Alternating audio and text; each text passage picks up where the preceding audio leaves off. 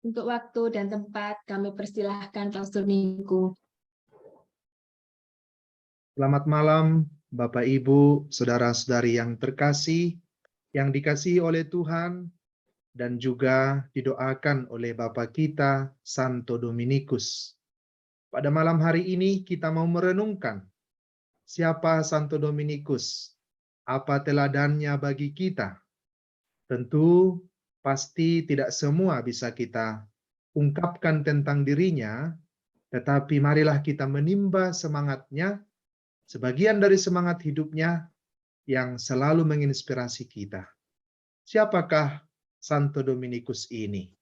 Maka pertama-tama mari kita lihat riwayat hidupnya. Santo Dominikus itu lahir di Calaruega, Spanyol, tahun 1171. Ya. Orang tuanya bernama Donna Juana dan ayahnya bernama Don Felix de Guzman. Nah, jadi kelahiran Spanyol tahun 1171. Jadi dihabiskan imam antara tahun 1198 atau tahun 1199. Begitu. Dan dia meninggal pada tanggal 6 Agustus 1221 di Bologna, Italia. Meninggal tahun 1221 di Bologna. Kemudian tanggal 3 Juni 1234, artinya 13 tahun kira-kira setelah dia meninggal, Dominikus dikanonisasi menjadi orang kudus. Maka kita sebutlah dia Santo Dominikus. Pestanya dirayakan setiap tanggal 8 Agustus. Jadi kemarin kita merayakan pestanya. Setiap tanggal 8 Agustus. Suatu waktu, karena memang Santo Dominikus itu sangat fasih berkhotbah. Dan khotbah-khotbahnya menyenangkan hati begitu banyak orang. Menyenangkan dalam arti bahwa khotbah-khotbahnya menyentuh hati mereka. Membuat orang terpikat mendengarkannya dan bertobat kepada iman Kristen. Maka suatu waktu dia ditanya, buku apa yang dipergunakan mempersiapkan khotbahnya?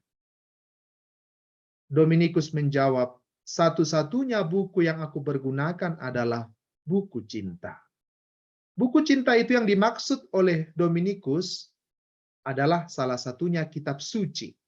Kitab suci itu adalah buku cinta bagi dia. Tapi buku cinta yang lain yang dimaksud oleh Santo Dominikus juga adalah hidup doanya. Bahwa dia sungguh memohon doa, berdoa kepada Allah, memohon agar dirinya dipenuhi cinta kasih kepada sesama. Jadi kata-kata itu mengalir dari hatinya karena dia begitu mencintai sesama untuk keselamatan mereka, maka dia sungguh dianugerahi oleh Allah kefasihan berbicara dan juga berkhotbah, menyentuh hati banyak orang dan membalikkan hati orang yang telah jauh dari iman Katolik kembali kepada iman Katolik. Dia mengatakan satu-satunya buku yang aku pergunakan adalah buku cinta. Buku cinta itu kutemukan di dalam kitab suci dan juga dalam doaku kepada Allah. Oleh sebab itu Dominikus dalam hidupnya mendesak para imam Dominikan untuk membaktikan diri pada pendalaman kitab suci dan doa.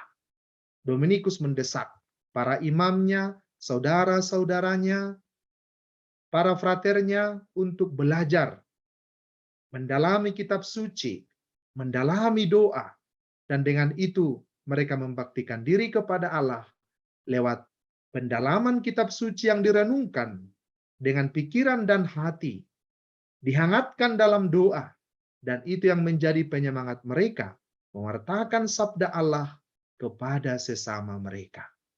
Maka memang ordonya disebut sebagai ordo pengkhotbah. Ordo pengkhotbah. Santo Dominikus dalam hidupnya, dia disemangati oleh prinsip Santo Paulus. Santo Paulus berkata bahwa celakalah aku jika tidak mewartakan sabda Allah. Celakalah aku jika tidak mewartakan Injil. Santo Dominikus disemangati, dikuatkan, dipengaruhi oleh kata-kata inspiratif dari pribadi Santo Paulus yang mengatakan, celakalah aku jika tidak mewartakan Injil. Mengapa disebut celaka? Karena keselamatan itu kita tahu bersumber dari Allah, dan sabda Allah itu tertuang dalam kitab suci. Oleh sebab itu, orang yang mengetahui isi sabda Allah itu, mengetahui ajaran Allah, ajaran cinta Allah dalam kitab suci, tahu maksud Allah dalam kitab suci, tapi tidak mewartakannya kepada orang lain, itulah dikatakan oleh Santo Paulus, celakalah aku jika tidak mewartakan Injil. Karena itu adalah suatu tugas perutusan. Bahwa kita tahu yang benar, kita tahu yang indah dalam kitab suci, kita tahu cinta Allah tertuang di situ, maka bila kita tidak mewartakannya kepada orang lain, kepada sesama kita, maka memang kita akan dituntut banyak tentang hal itu. Sabda Tuhan yang didalami oleh Santo Dominikus dari kitab suci itu, dia wartakan kepada sesamanya, supaya sesamanya juga memperoleh keselamatan. Prinsip Paulus ini dipegang kuat oleh Santo Dominikus sampai akhir hidupnya. Maka dia sungguh-sungguh komit dengan tugasnya itu. Sungguh berdoa, bernafaskan hidupnya dengan doa, inspirasi sabda Allah, merenungkannya, mempelajarinya, menghafalnya bahkan, dan dengan demikian dia sungguh-sungguh menjadi pewarta sabda Allah yang hidup. Dalam dirinya sendiri, dia sungguh menunjukkan sabda Allah itu lewat hidupnya dan lewat perkataannya dan dalam kontaknya sehari-hari dengan para saudara-saudara dan juga umat beriman yang dia jumpai. Saudara-saudariku yang terkasih, Santo Dominikus juga terkenal sebagai penggiat pewartaan devosi rosario. Santo Dominikus sangat giat untuk menjadi pewarta, menjadi penggiat kerasulan supaya semakin banyak umat beriman berdevosi kepada Bunda Maria. Supaya semakin banyak umat beriman menyerahkan hidup mereka kepada perlindungan Santa Perawan Maria. Dia adalah penggiat pewartaan devosi rosario yang terkenal. Walaupun masih banyak ahli yang mempertanyakan apakah memang dia sungguh-sungguh berperan sebagai satu-satunya yang sungguh menggiatkan doa rosario. Tapi sampai sekarang hal itu masih diyakini oleh banyak orang bahwa karena berkat jasanya lah rosario itu semakin banyak dikenal oleh umat beriman. Sekurang-kurangnya devosi kepada Bunda Maria digiatkan oleh Santo Dominikus agar mulai dari konfrater, para saudaranya, dan juga umat beriman yang dia layani dan juga yang diberikan Allah kepadanya untuk digembalakan, Santo Dominikus mengajak mereka, menganjurkan mereka, mendorong mereka untuk mendekatkan diri kepada Santa Perawan Maria, kepada Bunda Maria. Dia disebut sebagai penggiat pewartaan devosi rosario. Oleh sebab itu, karena cintanya yang mendalam kepada Santa Perawan Maria lewat doa rosario, Paus Pius ke-11 mengatakan kepada Ordo Dominikan, kepada para anggota Ordo Dominikan, dia mengatakan, Rosario Bunda Maria merupakan prinsip dan fondasi pada Ordo Dominikan untuk menyempurnakan kehidupan anggotanya dan mendapatkan keselamatan bagi yang lain. Nah, Paus Pius ke-11 mengingatkan ini kembali dan menekankan ini kembali agar para saudara dari Ordo Dominikan tetap berpegang pada prinsip ini, kepada fondasi ini, yakni Bunda Maria dengan rosario. Berdoa rosario, berdoa merenungkan misteri-misteri Tuhan bersama Bunda Maria lewat doa rosario. Karena menurut Paus Pius ke-11, lewat rosario inilah para Dominikan menyempurnakan kehidupan anggotanya. Menyempurnakan artinya merenungkan, menyelaraskan, dan juga membuat hidup mereka semakin sesuai dengan Injil dengan merenungkan rosario Bunda Maria. Artinya para anggota Dominikan itu harus selalu berpegang teguh kepada Bunda Maria yang selalu merenungkan sabda Allah dan melakukannya. Dengan rosario, para anggota Dominikan itu diajak untuk kembali merenungkan makna panggilannya. Sebagaimana Bunda Maria merenungkan makna panggilannya dan juga sungguh-sungguh melakukan panggilan itu sampai akhir hayatnya. Dengan demikian, karena Bunda Maria sungguh komit dengan misi perutusannya menjadi Bunda penyelamat dan Bunda banyak orang, maka keselamatan juga sampai kepada banyak orang. Keselamatan sampai kepada kita. Maka Paus Pius ke-11 menekankan kepada para anggota Ordo Dominikan, Bapak Ibu Saudara-saudari terkasih, agar mereka juga sungguh jangan melupakan prinsip dan fondasi hidup Ordo Dominikan itu, yakni selalu menekankan diri kepada kontemplasi dalam doa rosario. Dengan begitu mereka disempurnakan setiap waktu, dimurnikan setiap waktu, dibaharui setiap waktu. Dengan demikian, mereka bisa membawa keselamatan bagi yang lain. Santo Dominikus juga terkenal sebagai sahabat dari Santo Dominikus adalah sahabat dari Santo Fransiskus dari Assisi. Kita melihat bagaimana persahabatan itu antara Assisi dan Santo Dominikus. Mereka bertemu pertama sekali menurut cerita itu di Lateran. Bertemu pada saat konsili Lateran keempat. Fransiskus dari Assisi dan bertemu pada tahun 1215. Bertemu saat konsili Lateran keempat itu berlangsung. Dikisahkan di sana ada pertemuan antara Santo minta kepada kepausan untuk mensahkan ordonya berdiri. Dan juga Santo Fransiskus juga hal yang sama. Pada tahun itu, tahun 1215, waktu Santo Fransiskus mau bertemu dengan Paus di Basilika Lateran, pada konsili Lateran itu, menginginkan agar ordonya disahkan oleh Paus. Nah, ordo itu harus ditandai dengan satu regula atau yang disebut dengan anggaran dasar. Pada saat itu, Santo Dominikus belum disahkan oleh Paus sebagai satu ordo karena dikatakan oleh Paus, kamu harus mengambil satu regula sebagai dasar dari anggaran dasarmu, sebagai landasan untuk anggaran dasarmu. Oleh sebab itu nanti kita lihat bahwa Santo Dominikus mengambil regula dari Santo Agustinus, dan itu akan menjadi landasan bagi ordonya. Kemudian Santo Fransiskus Assisi sendiri tidak mengambil satu apapun dari regula yang sudah ada.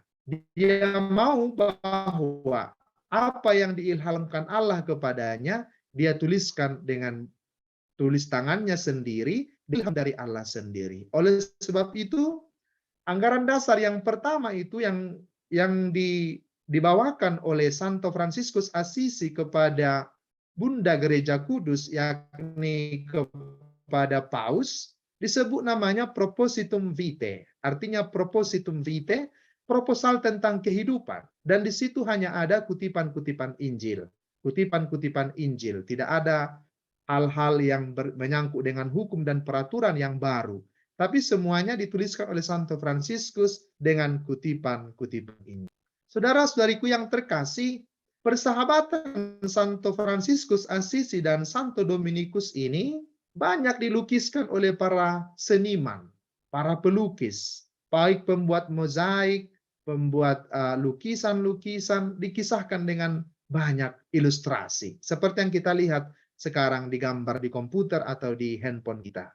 Kita melihat bagaimana pertemuan seorang saudara Dina dengan Santo Fransiskus bersama dengan Santo Dominikus. Banyak sekali gambar-gambar yang ditunjukkan. Kalau kita nanti searching di internet, akan ditunjukkan begitu banyak ikon-ikon atau mozaik atau gambar-gambar, lukisan yang menunjukkan relasi atau pertemuan antara Santo Fransiskus Assisi dan Santo Dominikus yang kita cintai ini.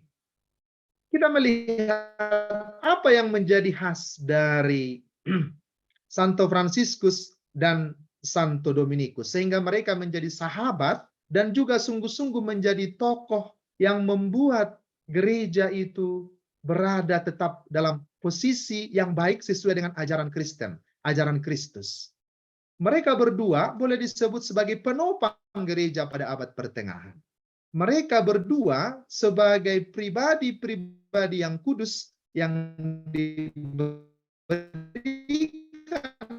oleh Allah, yang ditunjuk oleh Allah untuk gereja, agar gereja tetap berdiri kokoh, sesuai disebut dengan Albigensianisme. Itu adalah sekte abad ke-12 sampai abad ke-13 yang menganut ajaran dualisme. Walaupun mereka mengatakan itu adalah Kristen, tapi sebenarnya mereka sangat menyimpang dari ajaran Kristiani. Dualisme yang mereka hayati adalah mereka mengatakan ada dua Tuhan. Ada dua Tuhan katanya. Yang pertama adalah Tuhan, yakni Allah yang baik. Dan kedua adalah iblis. Itu juga adalah Allah katanya, Allah yang jahat. Dan keduanya ini, baik Tuhan, Allah yang jahat ini, yakni iblis ini, sama-sama bertanggung jawab terhadap dunia ini. Sama-sama bertanggung jawab terhadap dunia. Nah, apa maksudnya? Dengan prinsip ini, maka mereka percaya bahwa segala hal yang berupa material di dunia, termasuk tubuh manusia ini, adalah yang jahat. Tubuh manusia itu adalah pekerjaan iblis yang sepenuhnya adalah jahat. Oleh sebab itu, manusia harus membebaskan diri dari tubuhnya. Bagi aliran dualisme, Albigensianisme ini adalah yang baik itu hanya roh, hanya jiwa kita, hanya spirit kita, tapi badan kita ini jahat. Oleh sebab itu, aliran Albigensianisme ini sangat menekankan puasa, mati raga, bahkan mereka juga mendukung bunuh diri. Bila kita tidak mampu hidup suci, kata Albigensianisme ini, kita boleh bunuh diri, tak perlu. Karena memang badan kita ini jahat, materi kita ini jahat. Karena mereka sangat membenci tubuh, membenci tubuh dalam arti tubuh kita secara jasmani, maka mereka mengatakan sumber keselamatan manusia bukanlah penjelmaan Tuhan Yesus ke dunia. Dan kurban salib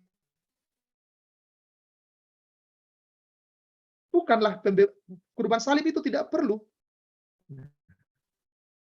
Sumber keselamatan bukan penjelmaan Tuhan Yesus ke dunia dan kurban salibnya. Tetapi apa yang menjadi sumber keselamatan bagi mereka? Pembebasan jiwa dari tubuh. Artinya, jiwa kita ini tidak boleh terkurung dalam tubuh kita. Kita harus lepas dari tubuh kita. Oleh sebab itu mereka sangat membenci tubuh, membenci hal-hal material. Maka memang aliran ini sangat berbahaya karena juga mereka mendukung bunuh diri. Mereka juga benci kepada ibu-ibu yang hamil dan boleh menggugurkan, boleh mematikan janin. Karena apa? Katanya karena ada tubuh yang baru. Karena kalau manusia itu, kalau seorang perempuan itu hamil, berarti ada tubuh yang baru dalam dirinya. Itu adalah pekerjaan iblis katanya. Maka mereka sangat tidak suka kepada yang namanya wanita-wanita hamil. Artinya prokreasi mereka tidak terima. Yang ada adalah bahwa mereka hidup selibat, hidup sungguh-sungguh membenci tubuhnya, dan akhirnya mereka kalau memang tidak bisa mencapai puncak dari pengharapan mereka itu, mereka diizinkan untuk bunuh diri. Maka ini memang sangat berbahaya aliran Albigensianisme pada masa itu.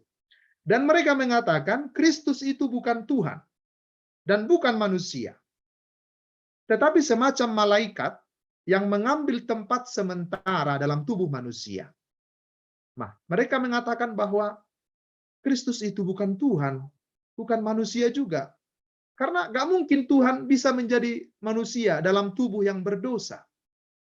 Maka Tuhan Yesus itu hanyalah semacam malaikat yang mengambil tempat, semacam bertopeng dalam tubuh seorang manusia.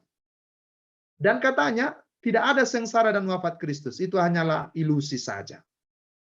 Nah, inilah ajaran dari bid'ah Albigensianisme yang diajarkan oleh aliran bid'at pada abad ke-12 dan abad ke-13. Dan itu menyebar di banyak tempat di Eropa. Menyebar dimulai di daerah Prancis, kemudian Italia, kemudian Spanyol, dan banyak sekali tempat yang dipengaruhi oleh ajaran Albigensianisme ini. Nah, mengapa mereka cepat sekali tersebar ajaran Albigensis ini? Karena begitu banyak yang dipengaruhi atau pikiran mereka sungguh-sungguh dicekoki oleh ajaran ini, aliran dualisme ini, maka banyak pengkhotbah mereka yang mewartakan, yang menyampaikan ajaran ini kepada banyak orang. Nah, banyak orang mendengarkan sehingga banyak juga orang yang mengikuti aliran ini, ajaran ini. Dan yang menjadi suatu yang cukup memprihatinkan, pada masa itu imam Katolik jarang berkhotbah, jarang mengajar, jarang berkatekese. Dan juga pada saat itu memang pada abad ke-12, kehidupan para imam, para uskup dan gereja memang berada dalam masa kegelapan. Pada abad ke-12, abad ke-13 itu memang sungguh-sungguh masa kegelapan dalam gereja. Banyak imam tidak berkhotbah, banyak imam hidup berfoya-foya, banyak uskup hidup berfoya-foya, dan sebagainya. Oleh sebab itu, umat juga terperangkap dengan ajaran sesat ini. Mereka menyangka bahwa apa yang diajarkan oleh aliran Albigensianisme ini adalah kebenaran. Maka banyak umat juga terperangkap dengan ajaran yang sesat ini. Oleh sebab itu nanti mari kita melihat bahwa pada saat itulah pribadi Santo Dominikus muncul. Pada saat situasi yang paling mengkhawatirkan, yang paling membuat gelap gereja pada masa itulah juga Santo Fransiskus Assisi muncul pada abad ke-12. Nah, ini sangat menarik kepribadian mereka berdua ini. Nah, kita melihat dari sisi Santo Dominikus situasi pada saat itu. Santo Dominikus dan Ordo Dominikan. Tahun 1216, Ordo Dominikan diakui oleh Paus Honorius dengan tugas khusus untuk berkhotbah. Nah, karena Santo Dominikus melihat situasi yang memprihatinkan ini, banyak umat Kristen telah melenceng dari ajaran gereja, maka dia bertekad untuk sungguh-sungguh mempelajari kitab suci. Sungguh-sungguh mendalami kitab suci, mempelajari kitab suci dan hal-hal teologis agar dia mampu mewartakan iman Katolik yang benar kepada umat beriman, kepada orang-orang yang telah dirasuki oleh aliran Albigensianisme itu. Maka dia sungguh-sungguh mendedikasikan dirinya untuk belajar kitab suci, mendalami hidup doa, agar dia sungguh-sungguh mampu menjawab dan menyampaikan ajaran kekatolikan yang benar kepada orang-orang yang telah dirasuki oleh Albigensianisme itu. Di Prancis pada masa itu sudah banyak sekali orang yang dipengaruhi oleh aliran Albigensianisme ini. Dengan itulah Ordo Dominikan bertujuan untuk melatih mereka, para anggotanya, untuk terus-menerus seperti para rasul. Mereka meneruskan misi para rasul untuk memerangi heresi dengan pemikiran atau ajaran dan kehidupan asketik. Jadi mereka sungguh mewartakan sabda Allah dalam terang kitab suci, dalam terang inspirasi Roh Kudus, sambil mereka juga sungguh-sungguh hidup dalam kehidupan yang baik, dalam kehidupan askese. Karena kita melihat tadi, aliran Albigensianisme ini sangat hidup asketik juga, tetapi ajaran mereka melenceng, mereka membenci tubuhnya. Nah, sementara para Dominikan bukan karena membenci tubuh, tapi karena cinta akan Allah, cinta akan kemiskinan, mereka hidup asketik. Dan juga sungguh-sungguh mempelajari kitab suci agar mereka bisa menyampaikan ajaran-ajaran itu kepada umat beriman. Nah, kita melihat dari Ordo Dominikan inilah nanti akan muncul pribadi-pribadi yang hebat, yang menjadi teolog-teolog pembela iman gereja. Kita melihat di situ nanti muncullah Petrus Lombardi dan Santo Thomas Aquinas, lahir dari Ordo Santo Dominikus ini. Mereka sungguh mempelajari kitab suci, mempelajari, merenungkan sabda Allah, dan menjadi sistematis untuk pengajaran iman, sehingga banyak sekali nanti umat beriman itu dibawa kembali kepada gereja. Itulah dari sisi Santo Dominikus dan Ordo Dominikan. Mengapa mereka itu sangat berperan pada masanya seperti Santo Fransiskus dari Assisi juga. Nah, sekarang kita melihat Santo Fransiskus dari Assisi. Tadi Santo Dominikus berfokus kepada belajar kitab suci. Belajar kitab suci, mendalami sabda Allah dalam kitab suci, berkhotbah dengan traktat-traktat yang sistematis agar membawa para bidaha itu kembali kepada pangkuan gereja, agar bisa mengabarkan kabar sukacita itu dengan baik dan benar. Sementara Santo Fransiskus dari Assisi sendiri tidak menekankan belajar kepada para saudaranya. Tidak menekankan pelajaran yang sistematis kepada saudaranya. Santo Fransiskus, dari sisi Santo Fransiskus, dia memberikan teladan kehidupan religius yang memegang kaul kemiskinan. Ya, yang memegang sungguh-sungguh kaul kemiskinan, yang pada saat itu berlawanan dengan kehidupan berlebihan para klerus pada saat itu. Para klerus pada saat itu hidup dalam kemewahan. Oleh sebab itu, Fransiskus hadir sebagai pembaharu yang menunjukkan kembali keautentikan hidup Injili, yakni bagaimana Yesus juga miskin, bagaimana juga Yesus disalibkan, lahir di kandang Bethlehem, disalibkan di Bukit Golgota sebagai pribadi yang miskin. Maka menghayati Injil suci bagi Santo Fransiskus adalah sungguh menghidupi Injil itu secara radikal. Tidak membenci tubuhnya, tetapi menjadikannya menjadi miskin seperti Kristus. Dengan demikian, Santo Fransiskus dengan teladan hidupnya menjadi contoh bagi hidup religius lain. Dan caranya sendiri, ia berperan memurnikan makna panggilan hidup religius. Kita tahu bahwa Fransiskus itu berasal dari keluarga yang kaya dan ternama, namun dia meninggalkan segalanya demi maksud memperbaiki gereja. Kita melihat Ordo Santo Fransiskus pada masa itu juga berkembang pesat dan membangkitkan kembali gereja Katolik dari dalam. Jadi kita melihat tadi, Santo Fransiskus kembali memperbaharui gereja, mereformasi gereja dalam bentuk hidup yang tepat, yang benar sesuai dengan Injil. Dan dengan cara hidup inilah banyak orang-orang kembali bertobat. Banyak para religius juga kembali bertobat, memperbaiki hidupnya. Sementara Santo Dominikus tadi, selain dia menghayati kemiskinan, sungguh menjadi hidup asketik, tapi juga sungguh-sungguh mempelajari kitab suci, merenungkannya, menjadikannya bahan khotbah dan pengajaran untuk para bidaah dan juga untuk umat beriman. Jadi tujuan pertama adalah mereka menjadi pengkhotbah agar banyak kembali orang-orang Katolik yang telah menjadi bidaah itu kembali ke pangkuan gereja. Oleh sebab itu banyak pada saat itu yang sudah menjadi bidaat kembali ke pangkuan gereja. Sementara dengan Fransiskus sendiri mereformasi dari dalam. Kehidupan kaum religius itu diperbaharui kembali karena Fransiskus kembali ke inti dasar panggilan religius dalam Injil, yakni mengikuti semangat Yesus Kristus yang miskin dan menderita. Jadi mereka berdua sungguh menjadi sahabat dan sungguh menjadi pembaharu gereja pada masa itu. Maka begitu banyak muncul ikon-ikon, gambar-gambar, pertemuan antara Fransiskus dan Dominikus. Kita melihat di sini ada relief di San Paolo di Florence, Italia, yang ditulis oleh yang dilukis oleh relief ini dibuat oleh Andrea della Robbia pada tahun 1400.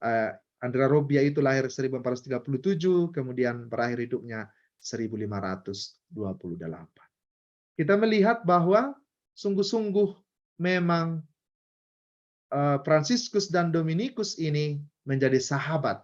Bukan hanya sebagai sahabat, sahabat dalam arti ya hubungan pribadi menjadi sahabat, tapi juga sungguh menjadi sahabat rohani, dan juga sering disebut orang sebagai saudara kembar.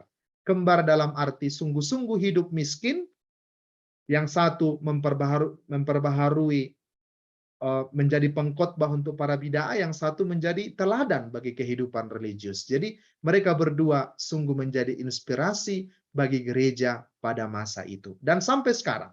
Maka bila di Eropa, bila Ordo Fransiskan yang berkhotbah, misalnya, bila misalnya pesta Santo Fransiskus Assisi, para Fransiskan baik konventual maupun kapusin biasanya memanggil Dominikan yang berkhotbah. Dan bila Dominikan yang berpesta, para Dominikan akan memanggil para Fransiskan yang berkhotbah. Jadi sungguh-sungguh mereka menjadi sahabat dan putra-putranya sampai sekarang juga sungguh menjadi sahabat. Di Eropa itu sangat terasa. Bila Fransiskan yang berpesta, Dominikan yang berkhotbah. Bila Dominikan yang berkhotbah, Fransiskan. Ya, bila Dominikan yang berpesta, Fransiskan yang berkhotbah. Demikian mereka berdua sungguh menjadi inspirasi bagi umat beriman sampai kita sekarang. Nah, sekarang kita lihat secara khusus teladan-teladan dari Santo Dominikus. Dominikus itu dikisahkan dalam sumber-sumber Dominikan. Dia mengatakan, Dominikus itu berbudi luhur. Dominikus itu berbudi luhur. Berkobar dalam cinta ilahi. Setiap orang yang memandangnya yakin bahwa dia adalah bejana rahmat pilihan. Dominikus berbudi luhur, berkobar dalam cinta ilahi, orang yakin dia adalah bejana rahmat pilihan. Nah, ia menunjukkan keteguhan budi. Nah, artinya dia kuat dalam teguh, prinsipnya kuat. Seorang yang konsisten, seorang yang disiplin, teguh budinya. Tapi hanya satu yang bisa membuat prinsipnya bisa luluh dan luntur, yakni bila hatinya digerakkan oleh belas kasihan. Dia tidak tahan melihat penderitaan orang lain. Dikisahkan bahwa Santo Dominikus lebih baik menjual buku-bukunya daripada membaca buku-buku itu. Lebih baik dia menjualnya katanya daripada dia melihat orang-orang yang kelaparan, yang menderita kelaparan. Lebih baik dia memberikan roti kepada orang miskin daripada menyimpan buku-bukunya dan membacanya. Saudara-saudari terkasih, jangan kita sangka bahwa kitab suci pada zaman itu semudah zaman sekarang ditemukan. Kitab suci pada abad ke-12 itu adalah buku yang sangat-sangat mahal. Sulit ditemukan. Kalau sekarang di mana-mana kitab suci bisa kita temukan, dicetak bisa di mana-mana. Karena begitu banyaknya kitab suci sampai kita tidak punya waktu juga untuk membacanya. Tapi pada zaman Santo Dominikus dan Santo Fransiskus, kitab-kitab, buku-buku itu adalah benda-benda yang sangat mahal, termasuk kitab suci. Dan Santo Dominikus mengatakan, saya lebih baik menjual kitab suci atau menjual buku-buku ini daripada saya membacanya. Lebih baik saya jual untuk memberi kalau ada di hadapan saya orang yang miskin yang membutuhkan roti. Itu. Kemudian yang kemudian adalah bahwa Santo Dominikus itu hatinya gembira. Gembira. Kegembiraan hatinya itu tercermin dalam sikapnya katanya. Tercermin dalam sikapnya. Ya, orang yang gembira kan bisa kita lihat dari sikapnya. Tapi ada juga orang bergembira itu tidak nampak bahasa tubuhnya dia gembira, tapi wajahnya bisa memancarkan kegembiraan.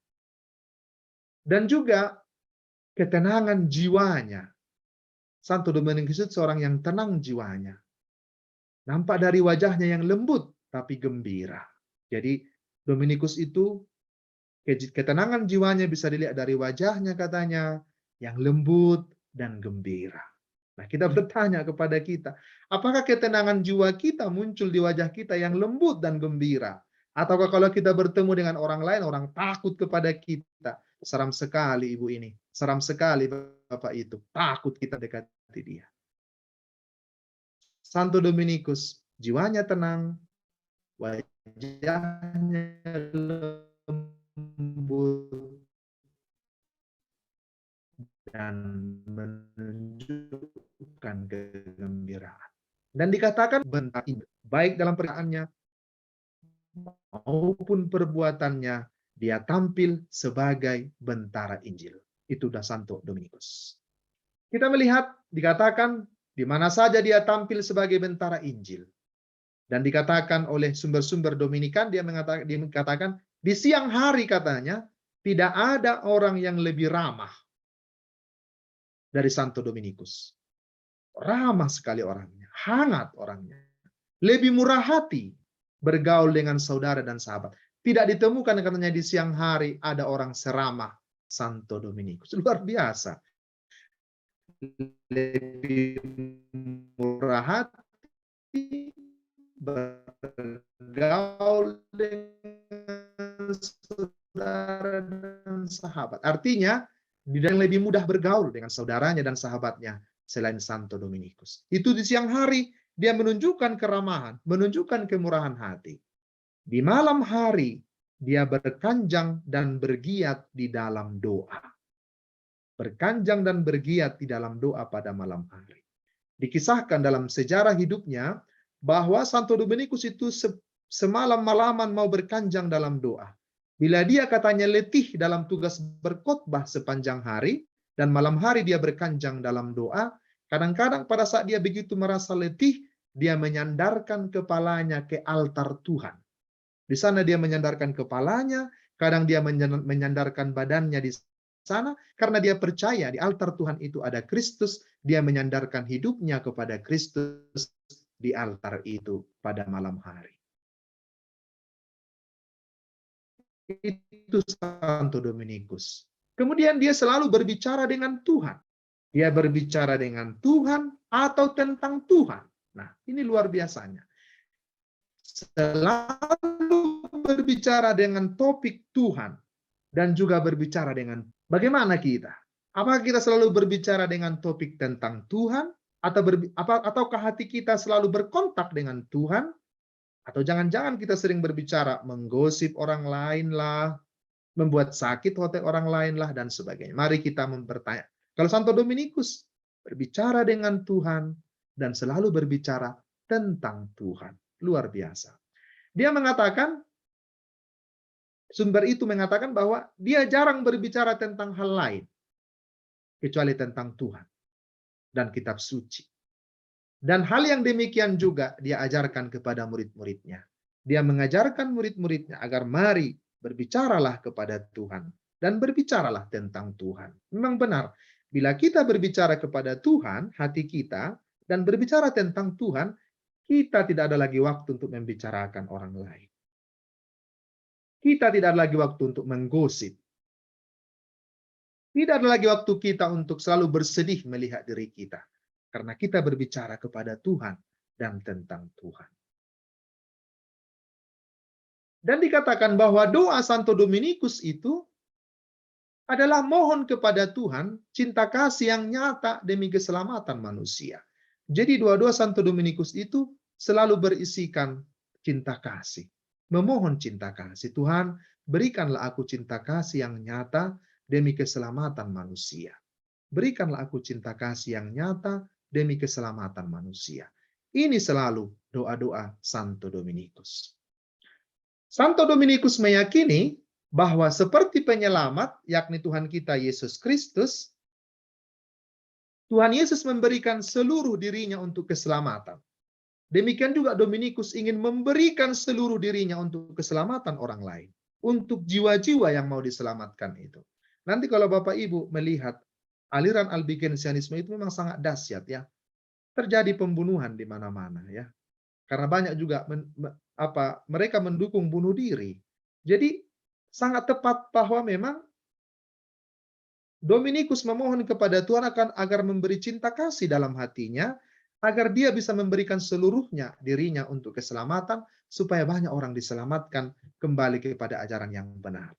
Maka dikatakan, hanya dengan memberikan diri untuk mendapatkan jiwa-jiwa, ia akan menjadi anggota Kristus yang sejati. Maka Santo Dominikus hanya dengan memberikan hidupnya kepada orang lain untuk menemukan kembali jiwa-jiwa yang malang itu, maka dialah baru merasakan. Orang itu akan merasakan bahwa dia adalah anggota Kristus yang sejati. Ini juga bisa menjadi misi kita. Bila kita sungguh mau menjadikan orang lain selamat, maka kita juga telah menjadi anggota Kristus yang sejati. Karena kita tidak mau selamat sendiri, kita juga mau menyelamatkan orang lain. Maka dengan pikiran inilah Santo Dominikus mendirikan Ordo Pengkhotbah itu. Dia mendirikan Ordo Pengkhotbah supaya semakin banyak jiwa diselamatkan dari ajaran-ajaran sesat, kembali kepada pangkuan gereja, menjalani, memahami, menerima, dan menghidupi iman yang benar. Dengan Ordo Pengkhotbah, Pak Dominikus ingin agar semakin banyak jiwa-jiwa itu diselamatkan. Dan Santo Dominikus kerap sekali menganjurkan para saudaranya, baik secara tertulis maupun lisan, agar selalu mempelajari kitab suci, baik perjanjian lama maupun perjanjian baru. Dan dikatakan bahwa kemanapun Dominikus Paulus, bahkan dia sudah pelajari itu hingga hampir hafal seluruhnya. Nah, hampir hafal seluruhnya. Jadi kemana-mana dia bawa itu supaya sambil diingatnya. Nah, kitab suci perjanjian baru yakni Injil Matius dan surat-surat Paulus di bawahnya. Dan dikatakan oleh kisah bahwa beberapa pilih sebagai uskup, tetapi ia selalu menolak jabatan itu. Karena ia lebih suka hidup dalam kemiskinan bersama saudara-saudaranya daripada memiliki satu keuskupan.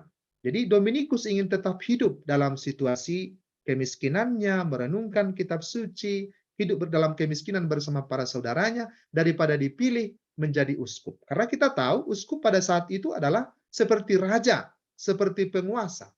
Pada saat itu uskup itu adalah memiliki suatu ya seperti bupati, memiliki suatu wilayah tertentu yang memang dia dianggap seperti raja.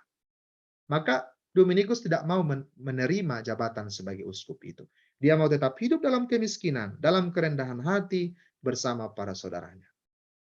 Dalam keinginan hatinya, dia ingin dipukuli, ingin sekali dipukuli, disayat-sayat untuk mati demi imannya. Tapi memang hal itu tidak pernah terjadi. Tapi seandainya pun saya dipukuli, kata Dominikus, saya disayat-sayat, mati demi iman saya rela, itu kata Santo Dominikus. Kita bisa mengerti mengapa dia tidak bisa dipukuli, disayat-sayat oleh orang lain, karena mungkin argumen-argumennya, khotbah-khotbahnya sungguh masuk akal, sehingga mempengaruhi orang kembali kepada ajaran gereja yang benar. Doa bagi Santo Dominikus. Doa itu. Santo Dominikus mengajar frater-fraternya untuk berkontemplasi. Berkontemplasi artinya merenung tentang sabda Allah. Merenungkan Allah dengan karya-karyanya. Sambil berjalan pun Santo Dominikus mengajari supaya para fraternya itu mau berdoa, mau berkontemplasi. Dia sering berkata sambil berjalan kepada para saudaranya, marilah kita ingat kepada penyelamat kita.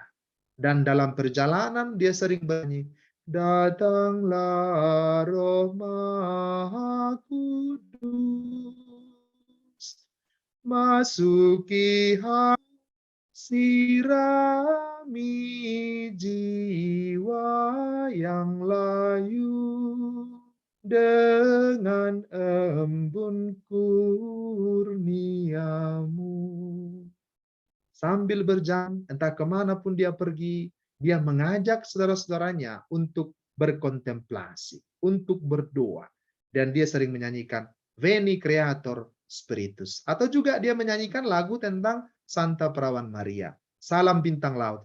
Salam bintang laut, Bunda Yesus Kristus.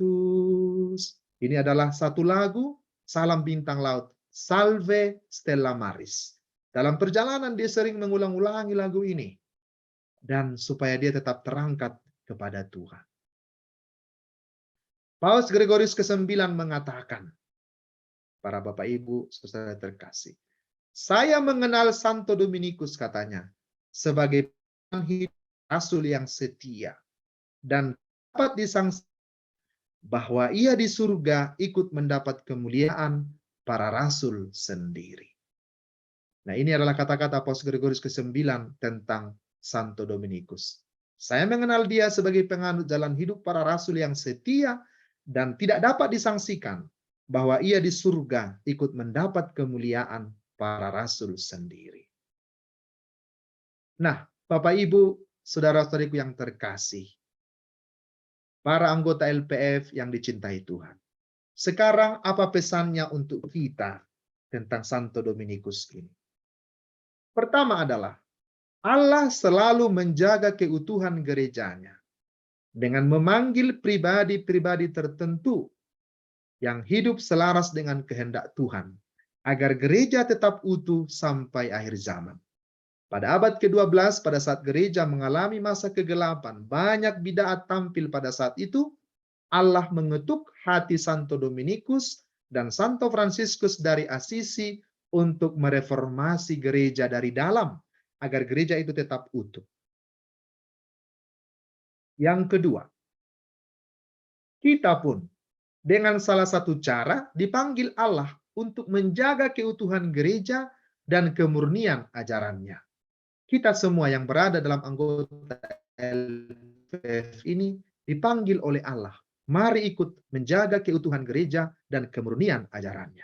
Yang berikut, mari kita mencintai kitab suci, ajaran-ajaran suci, dan renungan-renungan yang benar dan suci demi memperteguh iman kekatolikan kita. Memperteguh iman kekatolikan kita. Bukan iman yang lain, tapi iman Katolik yang sungguh-sungguh Katolik. Nah, dengan keteguhan iman ini, kita tidak akan pernah terpengaruh dengan ajaran-ajaran sesat yang dapat mengganggu keutuhan iman kita. Tidak terganggu kita apapun kata orang lain tentang iman kita. Tapi karena kita berada pada ajaran yang kokoh dan kuat, dan kita mengerti lewat ajaran-ajaran suci dan renungan-renungan suci, maka iman kita akan semakin diperteguh. Yang berikut, ikutlah ambil bagian dalam pewartaan iman yang benar dan Katolik, agar yang lain juga diselamatkan. Mari kita ikut ambil bagian dalam pewartaan iman yang benar dan Katolik, agar yang lain diselamatkan. Jadi bukan iman yang lain, tapi iman Katolik, agar yang lain juga ikut terselamatkan. Bapak Ibu, saudara-saudariku yang terkasih, renungan ini, pengajaran ini, kita tutup dengan doa Santo Dominikus sendiri. Dia mengatakan dalam doanya begini, Tuhan, berikanlah kepadaku cinta sejati dan semangat untuk membawa sesamaku kepada kesucian dan dengan sepenuhnya mengabdikan diriku kepada pertobatan orang-orang berdosa. Dengan demikian, aku benar-benar menjadi anggota tubuh Kristus yang menyerahkan diri seutuhnya kepada Bapa untuk menjadi penyelamat manusia. Tuhan, berikanlah kepadaku cinta sejati dan semangat untuk membawa sesamaku kepada kesucian dan dengan sepenuhnya mengabdikan diriku kepada pertobatan orang-orang berdosa. Dengan demikian aku benar-benar menjadi anggota tubuh Kristus yang menyerahkan diri seutuhnya kepada Bapa untuk menjadi penyelamat manusia. Kita lihat logika doa dari Santo Dominikus ini ya. Dia mengatakan, berikanlah kepadaku cinta sejati, semangat untuk membawa sesama kepada kesucian, dan sepenuhnya mengabdikan diri kepada pertobatan. Dan dia mengatakan, karena dengan cara itulah aku benar-benar menjadi anggota tubuh Kristus. Dan ini juga menjadi refleksi bagi kita. Bila kita ingin orang lain juga kita bawa kepada kesucian dan mengabdikan diri kita kepada pertobatan orang berdosa, maka kita sungguh-sungguh menjadi anggota tubuh Kristus yang menyerahkan diri seutuhnya kepada Bapa, sama seperti Yesus. Menyerahkan diri seutuhnya kepada pengorbanan kepada Bapa, berkorban demi keselamatan setiap orang. Saudara-saudariku yang terkasih, demikianlah renungan malam ini, maka mari kita mohon dari Santo Dominikus agar terus mendoakan kita. Santo Dominikus, doakanlah kami. Tuhan memberkati kita semua. Pace e bene. Terima kasih, Pastor Niko, atas pengajaran yang sangat indah dan sangat meneguhkan iman kami semua.